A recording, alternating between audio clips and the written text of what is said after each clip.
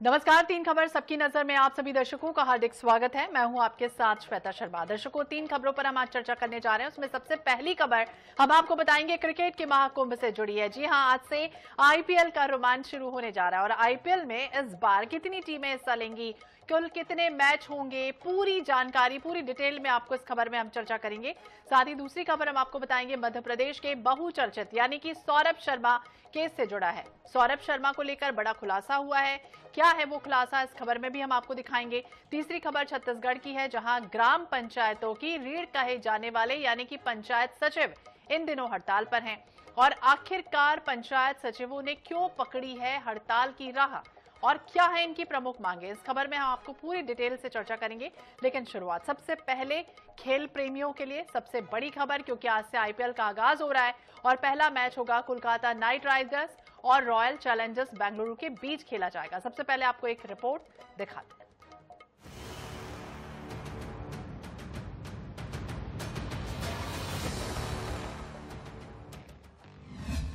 22 गज, 22 खिलाड़ी, 2 विकेट, आसमान से बरसता पैसा, ये क्रिकेट है जो भारत की धमनियों में दौड़ता है। बात आईपीएल के पहले मैच की है जिस पर पूरी दुनिया की निगाहें टिकी हुई है। दोनों टीमें दमदार और जोरदार हैं। बात महज हार जीत की नहीं है, मसला क्रिकेटरों के प्रदर्शन की भी है। कोलकाता नाइट राइडर्स और रॉयल चैलेंजर्स बेंगलुरु के बीच आईपीएल 2025 का पहला मैच 22 मार्च को खेला जाएगा। यह मुकाबला पहले ईडन गार्डन्स में होना था, लेकिन अब गुवाहाटी में खेला जाएगा क्योंकि रामनवमी की वजह से मैच की इजाजत नहीं मिली। अगर दोनों टीमों के हेड टू हेड रिकॉर्ड को देखें तो केकेआर का पलड़ा भारी रहा है, लेकिन किस्मत की बात यह है कि केकेआर को इस बार होम ग्राउंड पर होने वाला कंफर्ट नहीं मिलेगा।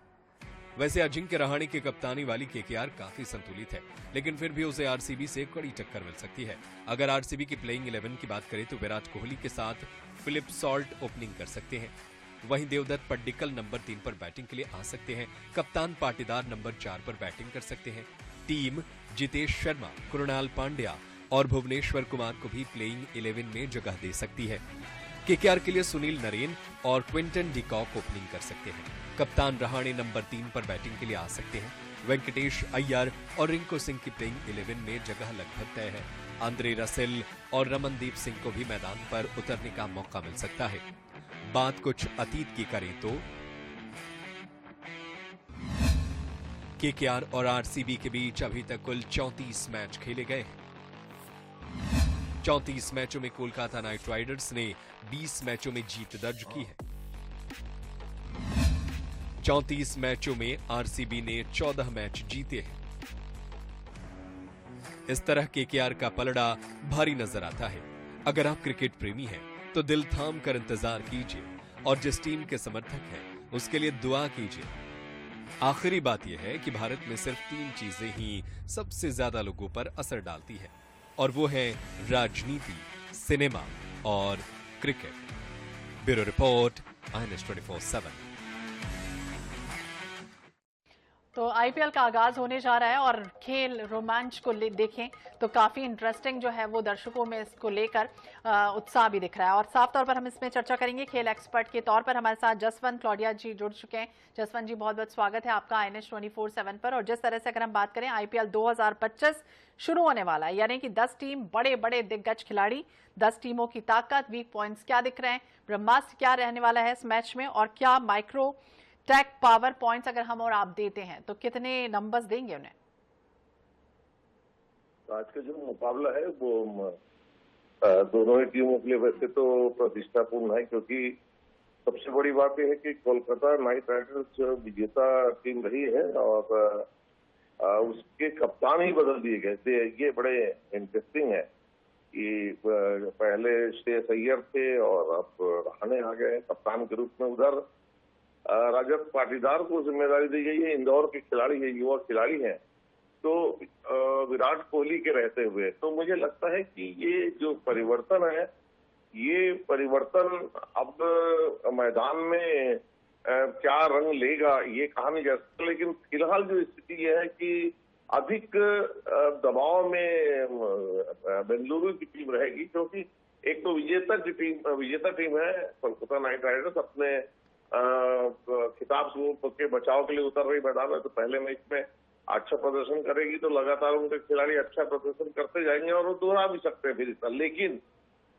चूंकि कप्तान बदल गए हैं, इसलिए परिस्थिति भी बदली है और आंकड़ों के हिसाब से वैसे भी 20 और 24 का हिसाब है, जो कोलकाता के पक्ष में 20 है और 14 जो है वो बेंगलुरु के पक्ष में। तो मुझे लगता है कि आज मुकाबला कोलकाता नाइट राइडर्स के पक्ष में जा सकता है। जी, तो बिल्कुल किसके फेवर में जाता है फिलहाल तो कयास ही है, लेकिन ये भी समझना चाहेंगे जशवंत जी, अगर हम इस मैच को देखें तो जस्ट इसके पहले 5-5 रूल्स बदले गए हैं, थोड़ा थोड़ा बदलाव हुआ है। इस बदलाव के पीछे कोई खास वजह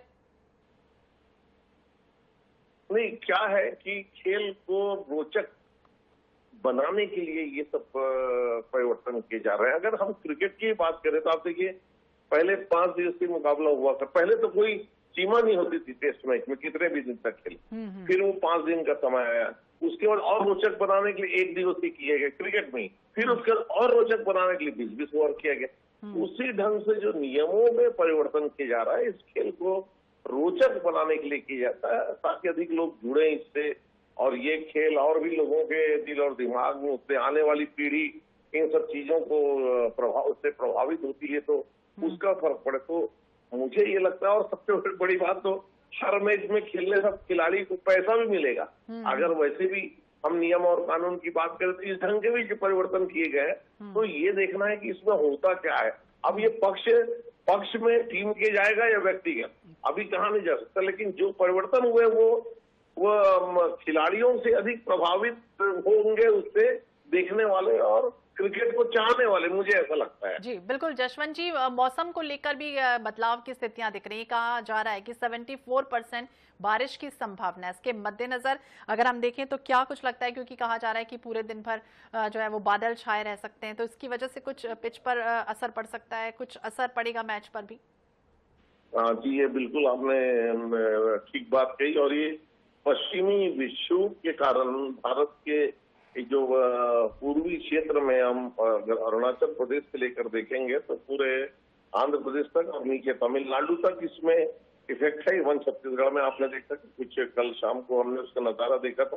तो इसका फर्क तो मौसम का तो खेल पर पड़ता है और खिलाड़ियों में फिर परिवर्तन होता है। लेकिन आज जो परिस्थिति है, मुझे लगता है कि खेल होगा, भले ही व्यवधान के साथ हो। स्पिनर्स के लिए ये अच्छा, अगर बारिश होती है तो स्पिनर्स को दोनों टीम आज ज्यादा मौका दे सकती है। जी, बहुत बहुत शुक्रिया जशवंत जी बातचीत करने के लिए। तो आज से आईपीएल क्रिकेट का रोमांच शुरू होने जा रहा है। 18वां सीजन कह सकते हैं कि शुरू हो रहा है। Defending champion Kolkata night Riders versus Bengaluru के साथ होगा। अब देखना होगा किस तरह का इंटरेस्टिंग मैच होता है। चलिए रुक करेंगे दूसरी खबर का, यानी कि मध्य प्रदेश का। सौरभ शर्मा केस, बड़ा मामला, बड़ा खुलासा। मध्य प्रदेश परिवहन विभाग के पूर्व आरक्षक सौरभ शर्मा की मुश्किलें एक बार फिर से बढ़ गई, क्योंकि ग्वालियर में सौरभ शर्मा और उनकी माता के खिलाफ धोखाधड़ी का केस दर्ज हुआ है। सहायक परिवहन आयुक्त किरण कुमार की शिकायत पर सिरौल थाने में शुक्रवार की रात धोखाधड़ी का केस दर्ज हुआ। इधर मध्य प्रदेश कांग्रेस ने सौरभ शर्मा केस की डायरी सार्वजनिक करने की मांग की। पुलिस के मुताबिक 1 जनवरी 2025 को संयुक्त परिवहन आयुक्त की तरफ से एक पत्र मिला। पत्र में सेवानिवृत्त परिवहन आरक्षक सौरभ शर्मा की नियुक्ति को लेकर दिए गए शपथ पत्र की जांच के निर्देश थे। किरण कुमार ने शिकायत में सर्विस रिकॉर्ड मंगाया। जांच हुई तो ये पता चला कि सौरभ शर्मा ने शपथ पत्र में, यानी कि बड़े भाई सचिन शर्मा को छत्तीसगढ़ में सरकारी नौकरी का जिक्र नहीं किया। उमा शर्मा ने सौरभ की नियुक्ति के शपथ पत्र दिए। पत्र में बड़े बेटे की सरकारी नौकरी की बात छिपाई गई, जिसके बाद छत्तीसगढ़ सरकार के वित्त विभाग से संपर्क हुआ। वेबसाइट से कर्मचारियों की सूची निकाली गई तो सौरभ के बड़े भाई सचिन शर्मा के सड़क विकास निगम रायपुर में तैनात होने की पुष्टि हुई है। बस यहीं से देखिए राज खुल गया और शपथ पत्र झूठे होने का प्रमाण मिला है। इस पर पुलिस ने सौरभ शर्मा, उसकी मां उमा शर्मा पर धोखाधड़ी और अन्य धाराओं में मामला दर्ज किया है। ये भी बता दें कि लोकायुक्त ने 19 दिसंबर को आरटीओ के पूर्व आरक्षक सौरभ शर्मा के घर और दफ्तर पर छापेमार कार्रवाई की थी। लोकायुक्त को 2 करोड़ 95 लाख का कैश, 2 क्विंटल वजनी चांदी की सिल्लियां, सोने चांदी के जेवरात और कई प्रॉपर्टियों के दस्तावेज मिले। और उसी रात को भोपाल के मंडोरी के जंगल में एक कार मिलती है जिसमें 54 किलो सोना, 11 करोड़ कैश मिलते हैं। फिर 23 दिसंबर को इस पूरे मामले में ईडी की एंट्री हो जाती है। ईडी ने सौरभ और उसके सहयोगी चेतन गौर के खिलाफ मनी लॉन्ड्रिंग का केस दर्ज किया। इसके बाद से ईडी, आईटी, लोकायुक्त के बाद डीआरआई की कार्रवाई जारी है। सौरभ शर्मा केस से जुड़ा ये पूरा मामला है। एक के बाद एक कई खुलासे लगातार इस पूरे मामले में होते चले जा रहे हैं। मुश्किल में कहीं ना कहीं सौरभ शर्मा। जावेद खान ज्यादा जानकारी के लिए हमारे सहयोगी हमारे साथ जुड़ गए। जावेद, देखिए एक के बाद एक तो कई परतें खुलेंगी ही जिस तरह से केस आगे बढ़ रहा है, हाई प्रोफाइल ये केस है, और अब क्या कुछ अपडेट सामने आए हैं और अब किस तरह की स्थितियां बनती हुई नजर आएंगी जब ये मामला सामने आता है कि झूठी जानकारी शपथ पत्र में दी गई, बाकायदा नौकरी इतने दिनों से उसका भाई कर रहा है।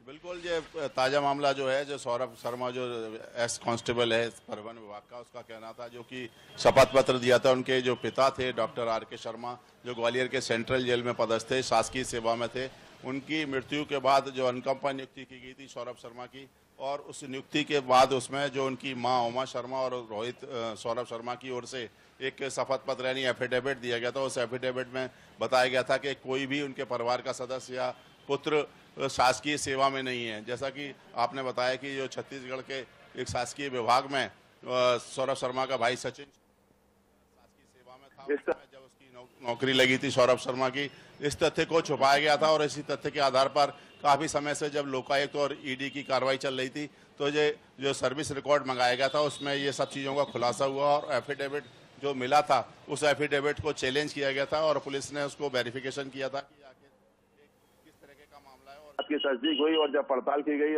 मध्य प्रदेश पुलिस की और छत्तीसगढ़ पुलिस के कोऑर्डिनेशन में जब बातचीत पहुंची तो पता चला कि उसका जो भाई है पहले से शासकीय सेवा में था।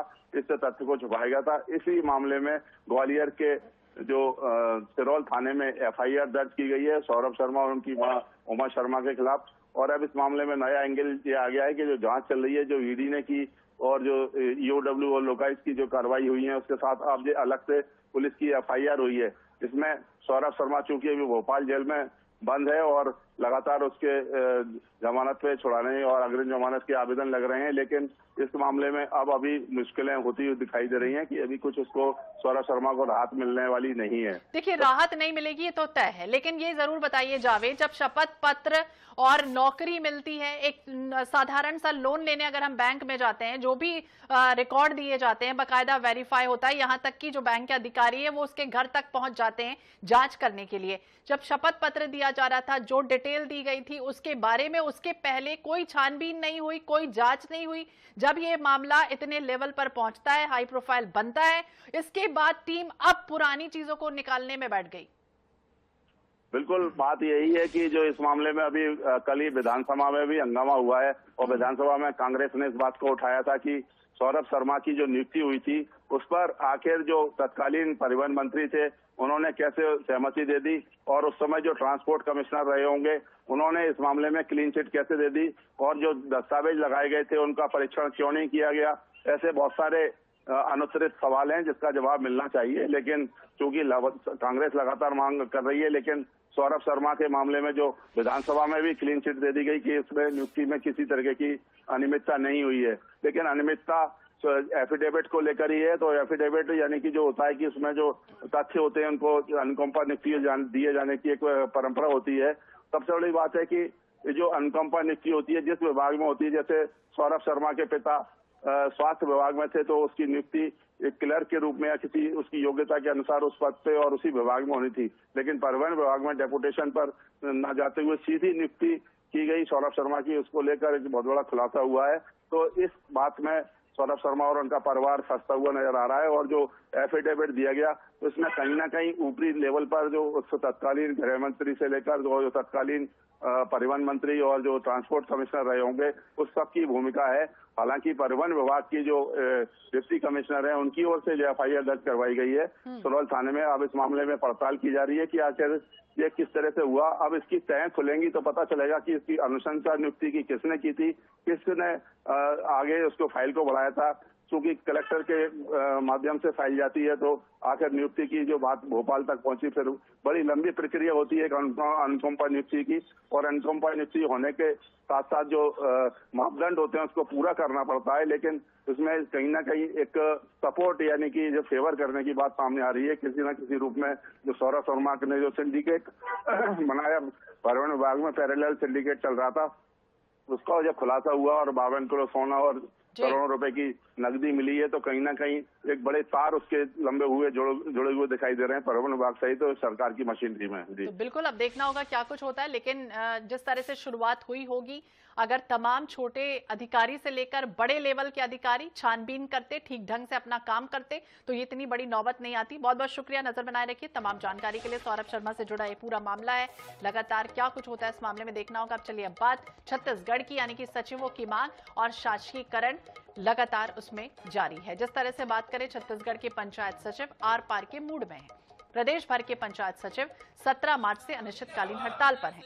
शासकीकरण की मांग को लेकर प्रदेश भर के पंचायत सचिव राजधानी रायपुर में अपने 7 अलग अलग क्षेत्रों के जिलों में धरना दे रहे हैं। नियमितीकरण और अपनी सेवा के शासकीकरण की मांग को लेकर ये तमाम जो लोग हैं वो हड़ताल पर हैं। पंचायत सचिव संघ के पदाधिकारियों का कहना है कि सरकार बनने से पहले पीएम मोदी की गारंटी में पंचायत सचिवों के शासकीकरण, नियमितीकरण की बात कही गई थी, लेकिन 1.5 साल बीत गया है। इसके बावजूद ये वादा अब तक पूरा नहीं हुआ। सरकार ने कमेटी गठित कर 1 महीने में रिपोर्ट पेश करने की घोषणा की, लेकिन 1 साल बीत गया है, रिपोर्ट नहीं आई। ये पंचायत सचिवों के साथ साथ तो छल है, और जब तक हमारी मांगे पूरी नहीं होंगी इसी तरह से हड़ताल जारी रहेगी। अब इधर देखिए, हड़ताल के बीच पंचायत संचालनालय ने सभी जिलों सीईओ को पत्र लिखा है, जिसमें 24 घंटे के अंदर पंचायत सचिव को काम पर लौटने के निर्देश हैं। वहीं काम पर अगर लौटते नहीं हैं तो कड़ी कार्रवाई की चेतावनी दे दी गई।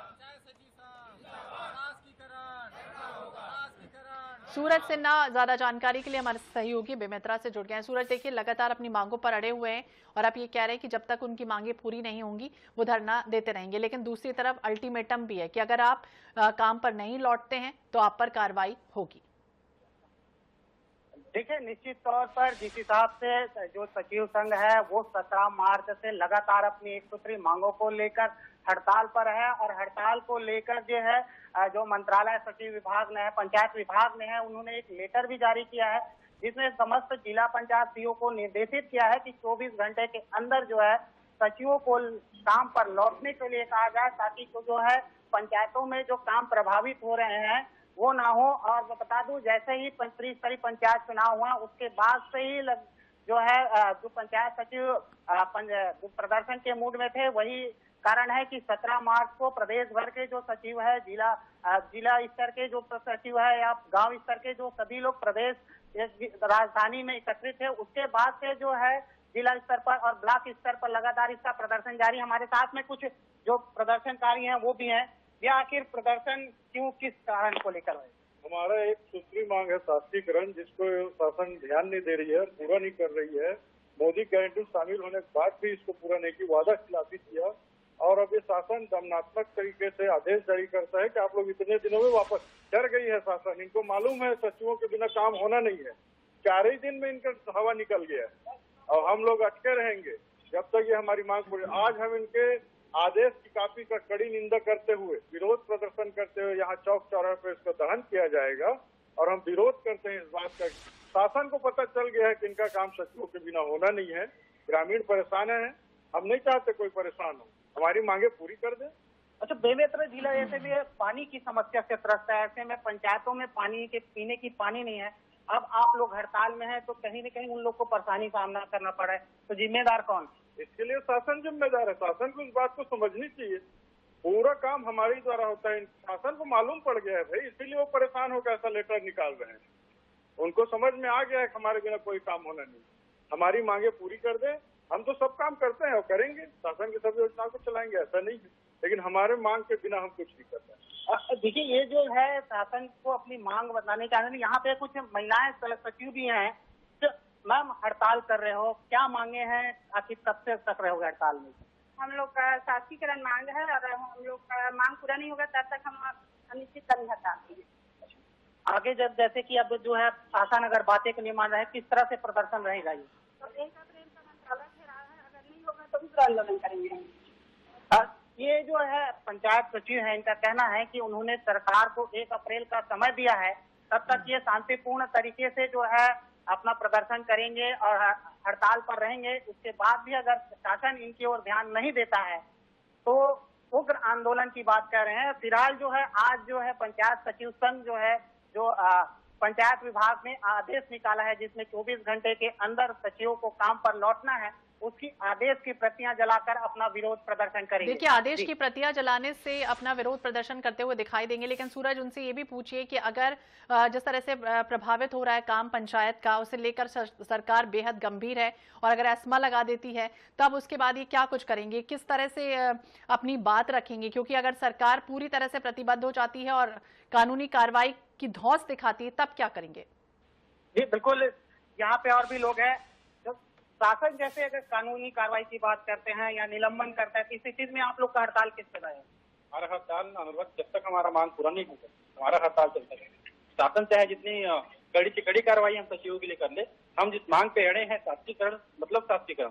पंचायत सचिव एक बेहद ही जरूरी काम करता है, लोगों को राशन पानी सारी चीज के, और बेमेतरा जिले में देखा जा रहा है कि पानी की समस्या है। ऐसे में अगर पानी की समस्या दुरुस्त नहीं हो पाता है, शासन ने एस्मा लगाया, इस स्थिति में क्या होगा? हमारा हड़ताल निरंतर चालू ही रहेगा। कोई अधिकारी पहुंचा क्या इनसे बातचीत करने के लिए अभी तक?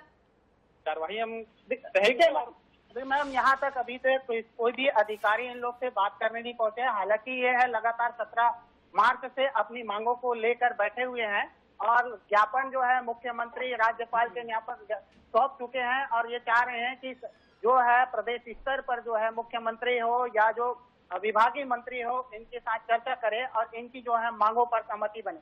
इनका कहना है कि चुनाव से पहले ही शासन के द्वारा मोदी की गारंटी पर इनके जो है मांगों को प्रमुखता से रखा गया था।